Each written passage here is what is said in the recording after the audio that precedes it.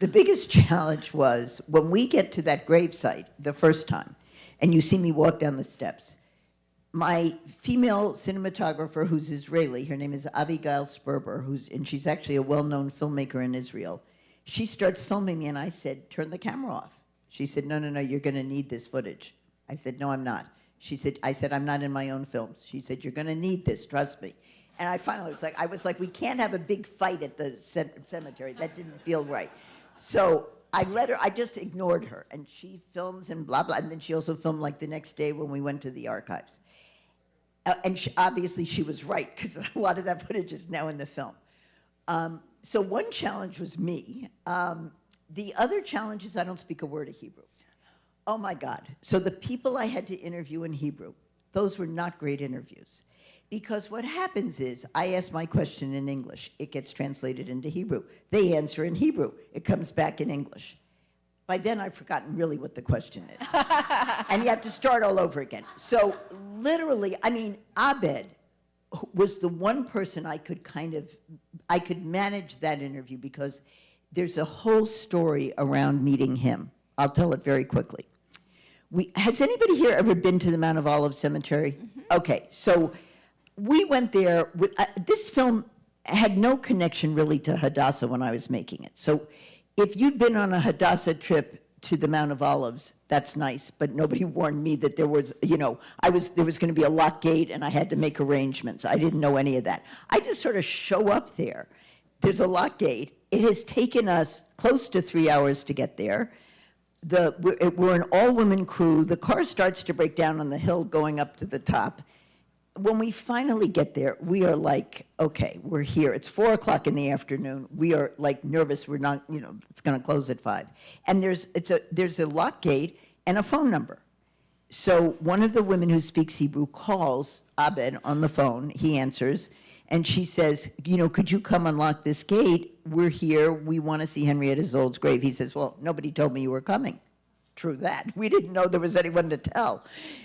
So he's sort of miffed and doesn't really want to come. She begs him, and then she says, and the woman I'm with, the filmmaker, she's a relative. He's like, no, she's not. I've been working here 26 years. She doesn't have any relatives. I mean, and I am not the only relative, but I might have been the first relative to arrive at the cemetery. He eventually opens the gate. And we eventually really connect. But it took a while. For that to all kind of work its way out, and for that to work, and for him to trust me enough to talk to me, and so on. So when you talk about shooting in Israel, the fact that I don't speak a word of Hebrew, really meant that I needed an Israeli crew, which I had. The fact that I didn't think I was going to be in my own movie, thank God I hired the right woman to be my cinematographer.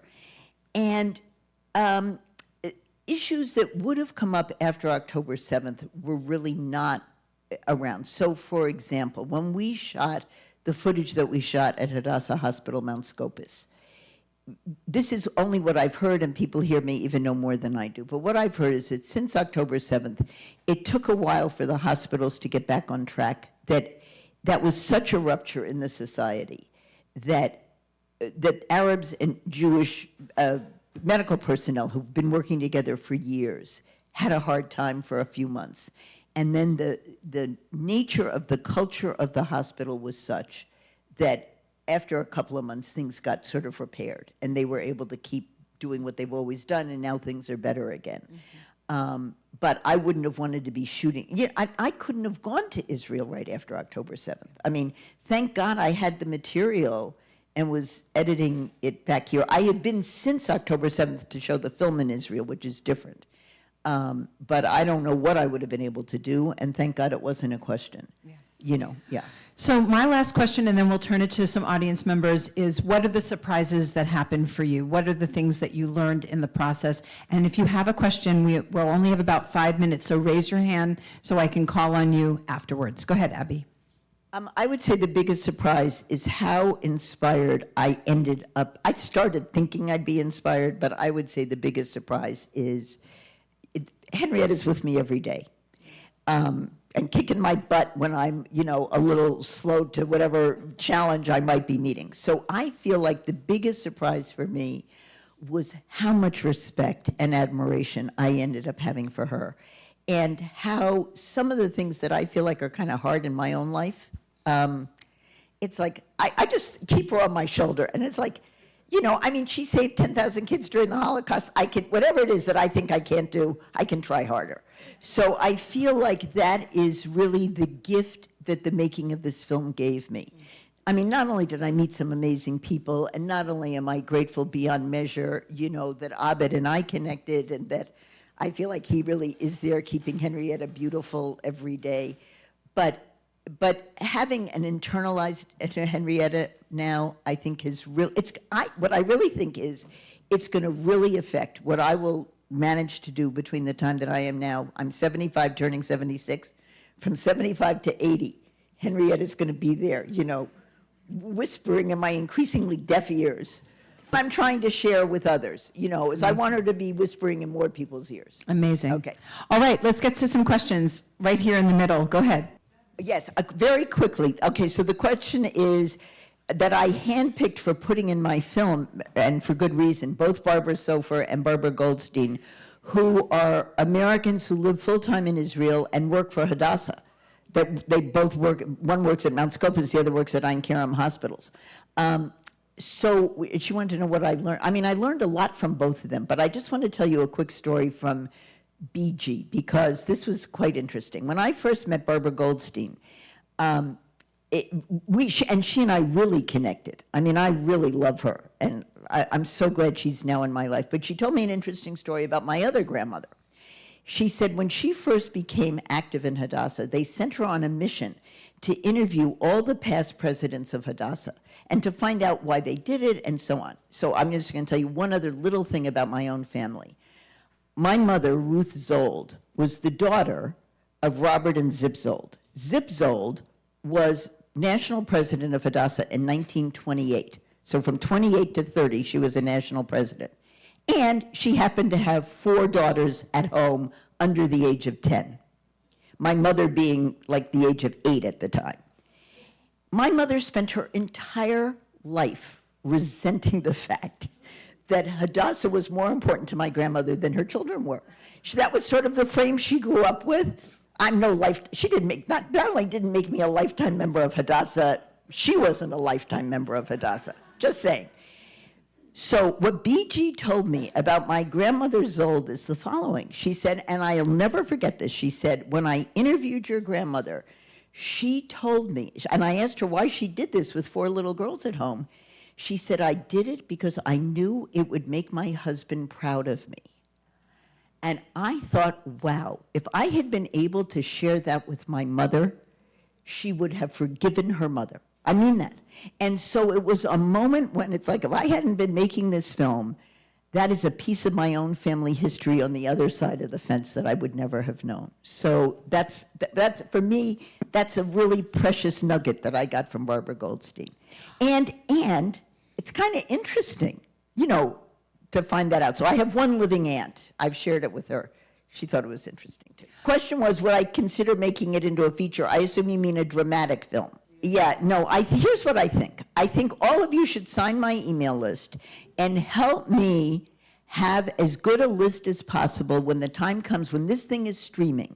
It's someday going to be on Apple TV or Amazon Prime, however we do that. We'll get this film up. And I think it's not, it doesn't even need to be broadcast. It just needs to be universally available. And once that happens, and it'll happen within the next year, you know, I need all of you to be able to tell all your friends to go see it. That's how we're going to get this film seen. And it isn't a Hollywood film. It's a story that we can take out into the world ourselves. I don't think it's that complicated. But I literally feel like what the audience can do for me is help me get the word out when the film is really universally streaming. And in the meantime, get it out that it's streaming in the next week. There was one question in the back up here, and how was it that through all of the wars and everything, she was able to keep up all this energy and do what she did? And get funding for it. And get funding for it. Yeah, so 2 things. One is Hadassah really raised a lot of the money that kept Youth Aliyah going. That was a Hadassah project from beginning to end.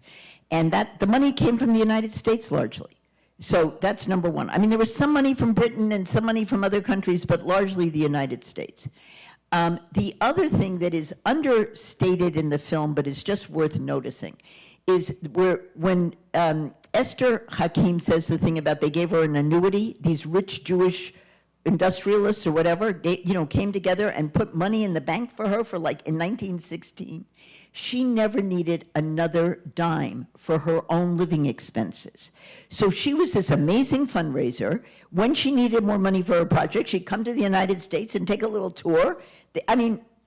So she was a phenomenal fundraiser herself. Hadassah was able to fundraise for her projects, and she didn't need any money for herself. So there was this sense that, nobody was, if you donated money, it was going to go to Youth Aliyah, or it was going to go to the hospital. It wasn't going to get, siphoned off and going somewhere else.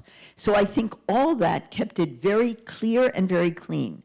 And kudos to the people who responded to her calls. She was constantly asking for money. Because it was, as you say, very expensive to do everything she was doing. I just want to say thank you to Abby Ginzberg for an incredible film. She's taught us to keep a Henrietta Szold on our shoulder at all times.